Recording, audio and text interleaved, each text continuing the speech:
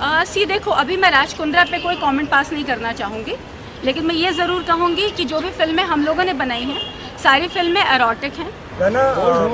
सामने देखिए, जो प्रॉपर्टी सेल में दूसरा मामला दर्ज हुआ था, उस मामले में आपको आरोपी बताया गया। आपने कई कोर्ट में दरख्वास्त की, राहत आपको सुप्रीम कोर्ट से मिली। क्या करना चाहेंगे और आज आप आई हैं या यहाँ पर किस लिए बुलाया गया, क्या क्या कुछ होने वाला है? मैं फ़िलहाल तो यहाँ पे स्टेटमेंट देने आई हूँ जो काफ़ी टाइम से पेंडिंग था, और ये सबको पता है कि मुझे पूरी तरह से फ्रेम किया गया, क्योंकि मैं बार बार मीडिया से इंटरेक्ट कर रही थी, लोगों के सामने सारी चीज़ें लेकर आ रही थी।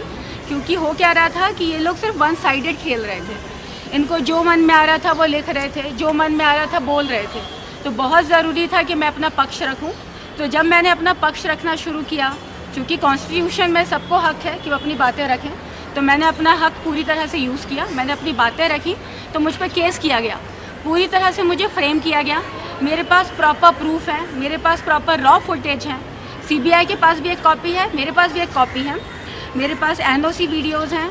जिस लड़की ने मुझ पे केस किया है उसने 4 अलग अलग डायरेक्टर्स पे केस किया है। मजाक चल रहा है कि वो एक शूट पे जाती वहाँ भी फोर्स हो रहा है, सेकंड पे जा रही वहाँ भी उसके साथ फोर्स हो रहा है। पता नहीं किस टाइप का मजाक चल रहा है। सबको पता है कि गलत केस था।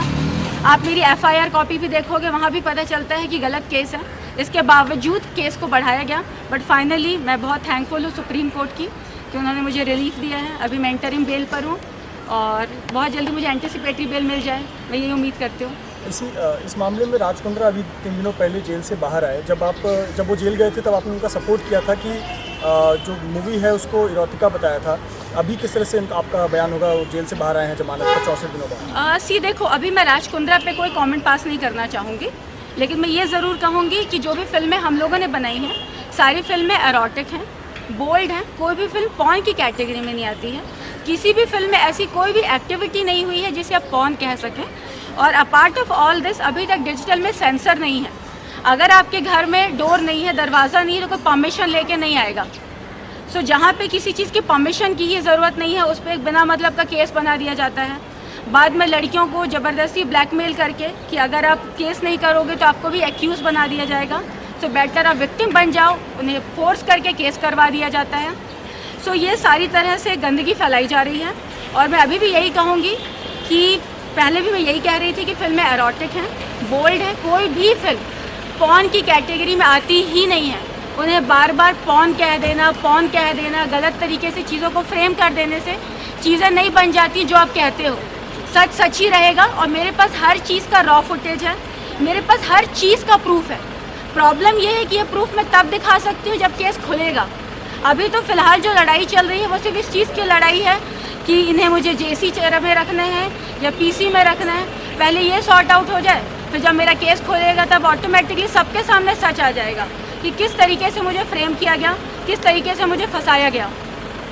एक आखिरी सवाल, आप कह रही हैं कि फ्रेम किया जा रहा है जबरन। जो इस केस में जुड़े हुए लोग हैं उनको बोला जा रहा है कि आप बयान दो या लड़की को FIR करने के लिए कहा गया। कौन लोग हैं, वो क्यों कर रहे हैं, कौन लोग? क्योंकि केस बहुत कमज़ोर है। जब आप कोई केस बना लेते हो आपको भी जवाब देना पड़ता है कि आपने केस क्यों बनाया है, क्योंकि आप भी किसी न किसी को आंसरेबल होते हो।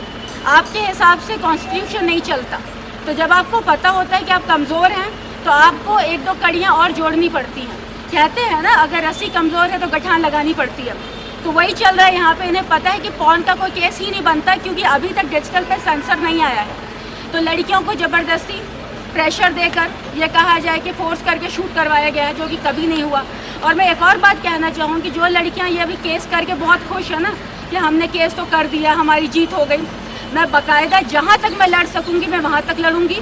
जितनी बार मुझे लड़ना पड़ेगा मैं उतनी बार लड़ूंगी, और मैं हर बार सच सामने लेकर आऊँगी। और इन सारी लड़कियों पे मैं डेफेमेशन केस भी डालूंगी, क्रॉस FIR भी डालूंगी। और जब इनके प्रूफ में सामने लेकर आऊँगी तो उन्हें पता चलेगा कि गलत केस करने का नतीजा क्या होता है। मैं लड़की होकर मुझ पर 376D लगा दिया। इमेजिन करो अगर मेरी जगह कोई लड़का होता, उसकी ज़िंदगी निकल जाती है प्रूफ करने में कि उसने किसी का रेप नहीं किया है। यहाँ लड़की को प्रूफ करने के लिए 5 मंथ्स लग गए। मैं 5 मंथ्स जेल में थी एक रेप केस के लिए। यहाँ रोड चलते हुए किसी आदमी पे एक लड़की बोल देगी ना, इसने मेरा रेप किया, इसने मुझे छेड़ा, कोई सफाई नहीं मांगता, कोई नहीं पूछता, कोई एक प्रूफ नहीं मांगता, तो फिर ये तो गलत है ना। आपको लड़ने का हक है, मैं लड़ूंगी। और इन सारी लड़कियों को सबक मिलना चाहिए कि गलत केस नहीं करना चाहिए। आप अगर सच हैं तो सच के लिए लड़ो, और एक बात कही जाती है, सच ही हमेशा जीतता है, तो मैं ही जीतूंगी। सचिन वजह इसको शुरुआत में केस में देख रहे थे, उनको लेकर भी कोई आपके मन में सवाल है? क्योंकि इस बार जिस तरह से उनका नाम बाद में आया वसूली केस में और अभी मर्डर केस में भी आरोपी हैं, तो कहीं ना कहीं संदेह पैदा होता है कि उनका मकसद क्या था उनका कहीं ये दर्ज करने का केस। देखो, उसका कोई रिलेशन नहीं है ये। हमारे केस से उसका कोई लेना देना नहीं है। Thank you.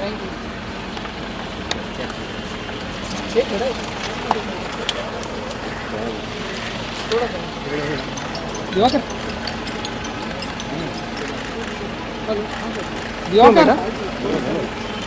माइक